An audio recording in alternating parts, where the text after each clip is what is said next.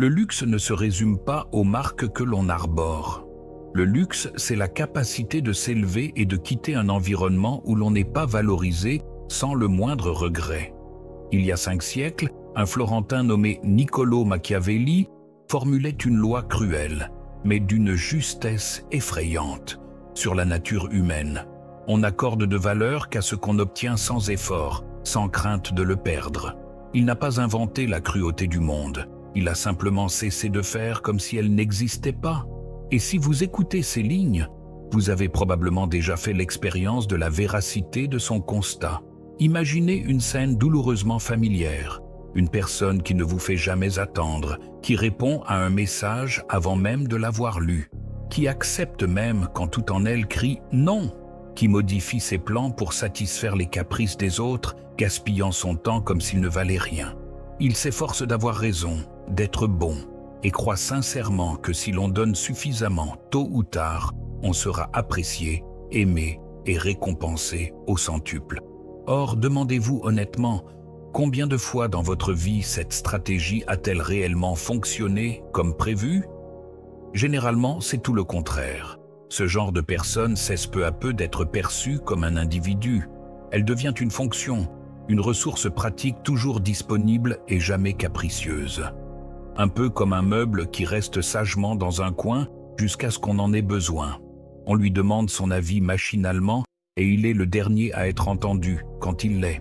On le remplace facilement car il n'a jamais rien offert en retour, si ce n'est une obéissance aveugle. Et l'obéissance, comme chacun sait, est une qualité que tout le monde possède, et il n'y a pas de liste d'attente. Alors, il se retrouve au milieu des ruines de ses propres espoirs et se pose la question que des millions d'autres se sont posées avant lui. Pourquoi? J'ai tout fait correctement. J'étais pratique. Posez-vous à nouveau la question, plus lentement. Et si ce mot même, pratique, était la source de toute notre souffrance? La facilité n'est pas une vertu, c'est un prix. Et ce prix se résume en un mot, bon marché. La psyché humaine est conçue de telle sorte qu'elle est physiquement incapable d'apprécier ce qui s'obtient sans effort, sans risque de perte, sans lutte pour la possession. Les masses ne vénèrent pas ce qui est accessible instantanément. Elles vénèrent à la rareté, la force, une indépendance sereine qu'on ne peut acheter ni par la flatterie ni par la persuasion. Souvenez-vous, objets de collection, édition limitée, club exclusif, tout cela est prisé précisément parce que c'est inaccessible à la majorité. Nous-mêmes, sans nous en rendre compte, appliquons ce principe aux objets, mais presque jamais à notre propre temps et à notre attention. Aujourd'hui, nous allons analyser votre vulnérabilité sociale en profondeur. 10 lois du pouvoir, inspirées par la philosophie de Machiavel et surtout confirmées par les concepts de la psychologie moderne, souvent décrits dans un langage scientifique aride. Le principe de rareté, la théorie de l'attachement, les mécanismes des limites personnelles. Il ne s'agit pas de conseils de vie superficiels, agrémentés de citations sur fond de coucher de soleil. C'est l'architecture de la dignité, bâtie pierre par pierre. À la fin de cette analyse, vous comprendrez pourquoi certaines personnes sont ignorées et exploitées pendant des années, tandis que d'autres reçoivent des excuses pour un retard d'1 seconde à une réunion. Et surtout, vous constaterez par vous-même, étape par étape, épisode après épisode, comment vous vous êtes un jour dévalorisé. La 10e loi sera la plus importante. C'est sur elle que repose toute la structure, et sans elle, les 9 autres ne seront que de 20 mots. Commençons par la première. Loi numéro 1. L'art de la rareté. Un prince, enseignait Machiavel, ne doit pas être trop accessible à ses sujets, car il finirait lui par s'habituer à lui et ne plus craindre son pouvoir. Ce même mécanisme opère dans les relations interpersonnelles. Et cela est confirmé non seulement par la philosophie du XVe siècle, mais aussi par la psychologie sociale du XXIe siècle. Plus une ressource est rare et difficile à obtenir, plus sa valeur subjective est élevée aux yeux de celui qui la désire. C'est ce qu'on appelle le principe de rareté, et les spécialistes du marketing l'exploitent depuis des décennies, vendant des collections limitées, des offres aujourd'hui seulement, et des billets dont il ne reste que 5. Mais réfléchissons. Pourquoi appliquons-nous si rarement ce principe à notre propre temps et à notre attention, comme s'il s'agissait d'une ressource inépuisable? Si vous êtes disponible 24 heures sur 24, si un message est lu en 1 seconde et qu'une réponse arrive instantanément, si vous êtes prêt à tout laisser tomber pour répondre à un appel, vous ne faites pas preuve de dévouement ni d'attention. Vous montrez que vous n'avez pas de vie personnelle qui mérite même une minute de distraction. Prenez un exemple précis. Combien de fois avez-vous remis à plus tard quelque chose d'important pour vous? Une séance de sport, un projet, un moment de détente? Simplement parce que quelqu'un vous a envoyé un SMS. Salut, tu es libre? Prenons une situation typique du monde du travail. Un employé qui répond aux emails de son supérieur à 23 heures. Même le week-end, cela semble être un modèle de dévouement. En réalité, le manager réalise vite une chose simple. Cette personne est joignable à tout moment, car elle répondra toujours. Elle ne gagne pas en respect, elle est au contraire davantage exploitée. Et quelqu'un qui définit honnêtement ses limites et répond le lendemain en dehors des heures de travail, inspire paradoxalement plus de respect, car cela démontre qu'il a ses propres priorités qui ne peuvent être bouleversées par un simple message. Une personne qui possède un véritable espace intérieur, qu'il s'agisse de son travail, de ses loisirs, de son silence et de sa solitude, ne peut pas être physiquement disponible en permanence. Et c'est précisément cette indisponibilité qui crée la valeur autour d'elle, pour laquelle les gens commencent à mériter un moment de communication plutôt que de le recevoir gratuitement et à la demande. Posez-vous à nouveau la question, mais pour demain, votre présence dans la vie des autres est-elle un privilège à gagner ou un état d'esprit acquis, activé pour absolument tout le monde, sans distinction et sans contrepartie? Deuxième loi. Le souverain ne présente aucune excuse. Une scène d'une banalité affligeante. Vous dites non. Puis, comme effrayé par votre propre audace, vous vous mettez à débiter des excuses à la chaîne. Non, je ne peux pas, car je suis vraiment très occupé et j'ai mal à la tête depuis 2 jours. Et puis, stop. Non est une phrase complète. Point final. Un mur de béton sans la moindre fissure, impénétrable à toute objection. Chaque explication supplémentaire est un transfert de pouvoir volontaire de vos mains aux leurs. Vous transformez votre interlocuteur en juge qui doit décider avec clémence si la raison de votre refus est suffisamment valable, et vous-même en accusé, obligé de vous justifier devant ce tribunal improvisé. La question est donc, depuis quand votre « non » a-t-il besoin de l'approbation de quelqu'un pour être considéré comme valable? Prenons un exemple banal. Un ami vous invite à un événement auquel vous ne voulez absolument pas aller. Une réponse possible. Non, désolé, mais je ne peux pas. Je suis très occupé et vraiment fatigué ces derniers temps. J'espère que vous comprendrez. Encore désolé. Une autre. Non, merci, je n'irai pas cette fois-ci. La différence ne réside pas dans la politesse. Les 2 réponses sont polies. La différence est dans l'attitude. La première demande la permission de ne pas y aller. La seconde informe simplement l'autre personne de sa décision. L'autre personne perçoit cette différence instantanément, sans même s'en rendre compte. Les psychologues qui étudient le comportement assertif appellent cela la différence entre un refus poli avec excuse et un refus direct. Ce dernier, malgré son apparente dureté, inspire davantage de respect pour les limites de celui ou celle qui s'exprime, car il ne laisse aucune place à la négociation ni aux tentatives répétées de forcer la décision. Une personne sûre d'elle ne cherche pas d'excuses, elle annonce sa décision et passe à autre chose, sans considérer la déception d'autrui comme un problème à résoudre immédiatement. Lorsque vous vous attardez sur les explications et que vous vous justifiez sans cesse, vous exprimez une peur du rejet. Dire non dans un silence absolu, sans la moindre excuse, témoigne de votre force et de votre soutien indéfectible. Troisième loi. L'orbite du pouvoir. La plupart des gens vivent dans une quête perpétuelle d'attention. Ils prennent l'initiative d'écrire, d'appeler, d'aimer les photos des autres et s'efforcent d'être utiles, intéressants, de se faire remarquer, ne serait-ce que d'une manière ou d'une autre. Ils courent après l'attention comme s'il s'agissait du dernier bus à prendre, absolument. Machiavel ridiculisait ouvertement les dirigeants qui achetaient des alliés par l'argent et la flatterie. Un dirigeant véritablement fort ne recherche pas les alliances. Il bâtit un État où les alliés viennent d'eux-mêmes, car cela leur est profitable.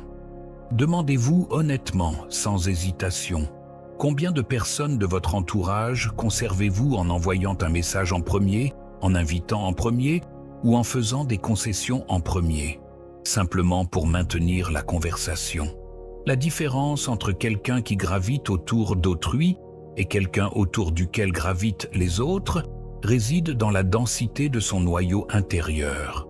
Le centre de gravité de l'un est tourné vers l'extérieur, concentré sur l'approbation et l'attention des autres. L'autre personne est tournée vers l'intérieur, concentrée sur ses propres objectifs, projets, loisirs et goûts, totalement indifférent au fait de recevoir ou non une réponse sur messagerie. Repensez aux personnes que vous observiez autrefois avec intérêt. Il y a fort à parier qu'il s'agissait précisément de celles qui étaient absorbées par leur propre vie et non en quête de votre attention. Cessez de solliciter les autres. Plongez-vous dans vos propres affaires, projets et centres d'intérêt. Et vous serez surpris de la rapidité avec laquelle ceux que vous avez passé des années à poursuivre commenceront eux-mêmes à rechercher votre attention, se demandant où vous avez soudainement disparu. Il ne s'agit pas d'une ruse ni de faire l'indécis. C'est la conséquence naturelle du développement de votre propre force d'attraction qui vous attire au lieu d'être attiré. Quatrième loi. Le pardon comme acte d'abandon. Depuis l'enfance, on nous a servi un conte de fées qui arrangeait les autres, apprend à pardonner, surmonte l'épreuve, donne une seconde chance, car tout le monde fait des erreurs. Machiavel avait une vision beaucoup plus sobre. Les gens se vengent de leurs propres péchés. Ils ont peur de se venger des offenses graves, mais ils ont peur de se venger tout court. Cela signifie que l'offense doit être infligée de telle sorte qu'elle ne laisse aucune chance de représailles à la personne offensée.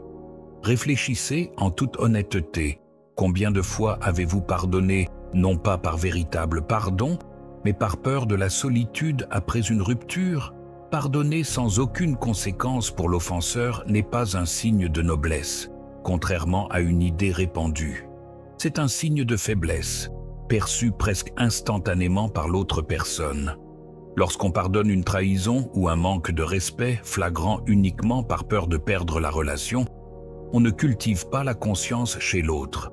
On encourage l'impunité et la confiance que cela peut continuer. Le cerveau de celui ou celle qui pardonne trop facilement et trop vite enregistre un réflexe simple. Tout va bien. Cette limite n'est plus respectée. Prenons l'exemple d'une relation professionnelle. Un collègue s'attribue le mérite du travail d'un autre lors d'une réunion d'équipe. Si cela se produit sans que la personne qui reçoit le mérite ne dise un mot, il y a fort à parier que la situation se répétera. Car une stratégie qui fonctionne une fois s'enracine. La psychologie moderne des limites personnelles exprime cette même idée en termes froids et cliniques. L'absence de conséquences pour la violation d'une limite est perçue par le transgresseur non comme un acte de bienveillance, mais comme l'absence même de la limite, comme un territoire inoccupé. Une personne qui s'estime vraiment ne pardonne pas une seconde atteinte sans réagir. Elle en tire des conclusions et, si nécessaire, élimine de sa vie la source de souffrance constante, aussi inconfortable et douloureux que cela puisse être au départ. Cinquième loi.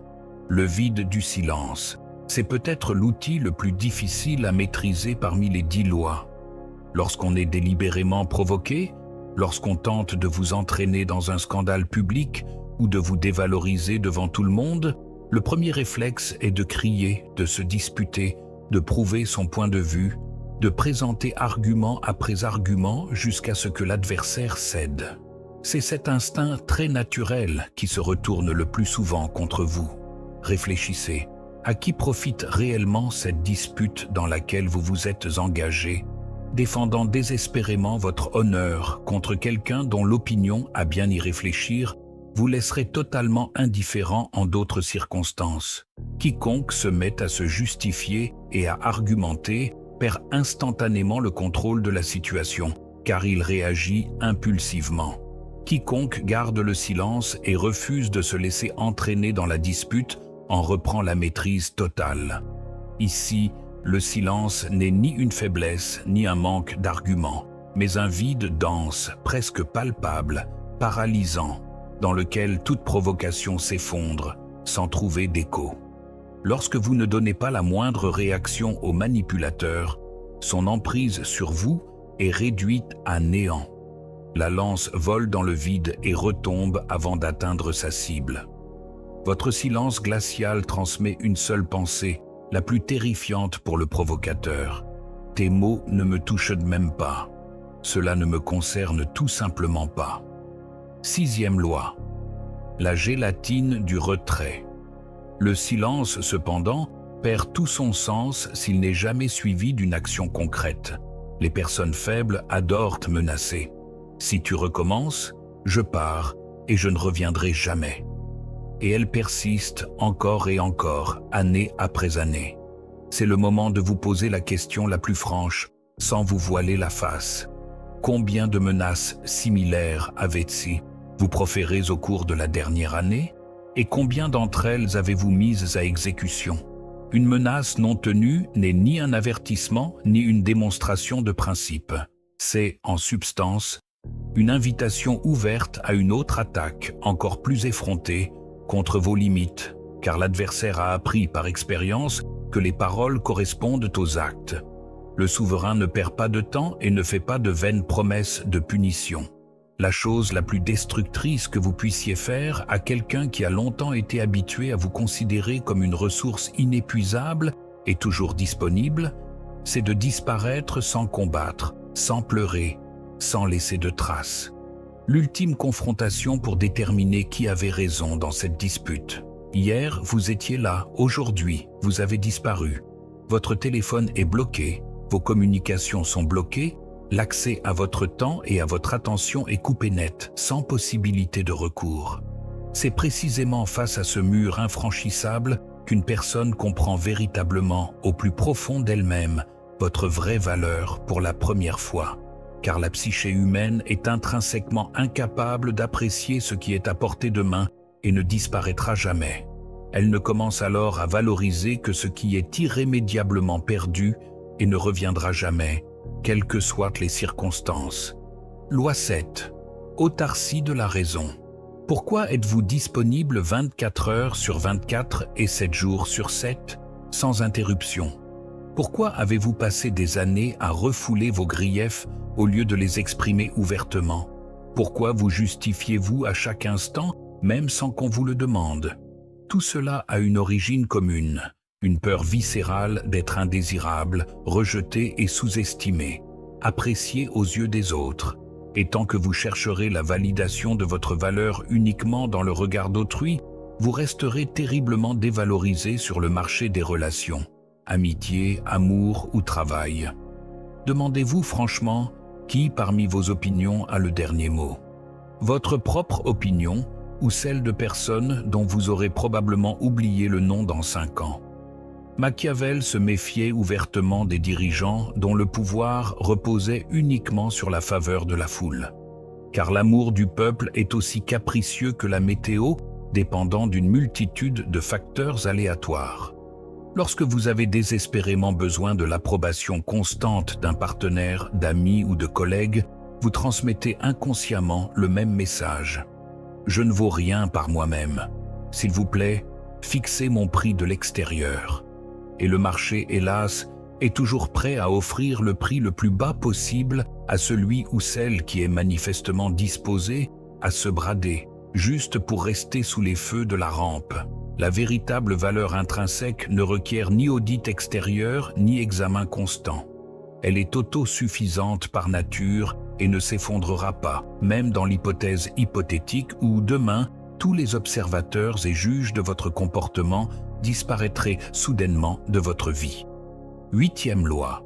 Le danger de la facilité.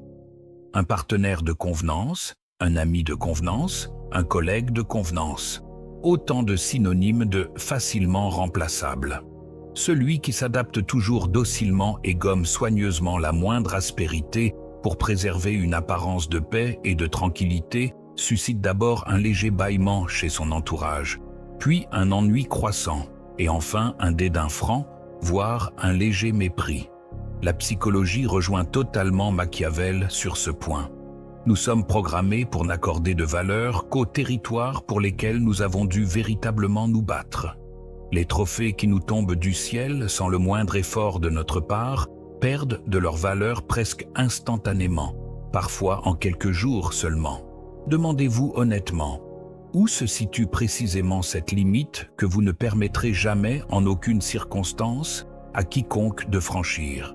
Et la mentionneriez-vous ouvertement à quelqu'un qui tenterait de la franchir? Cesser de toujours chercher à plaire ne signifie pas devenir soudainement impoli ou agressif. Cela signifie trouver le courage de dire un non ferme et calme, précisément lorsque l'on s'attend par défaut à un « oui, bien sûr, comme vous voulez », habituel et soumis. Prendre le risque de déranger de temps à autre permet en réalité à vos opinions et à vos limites d'être véritablement respectées. La stratégie inverse, une stratégie de soumission et d'évitement de la confrontation à tout prix, aboutit à un résultat diamétralement opposé. Vous êtes transformé, insidieusement, en un serviteur sans voix. Loi 9. L'empire de la personne célibataire.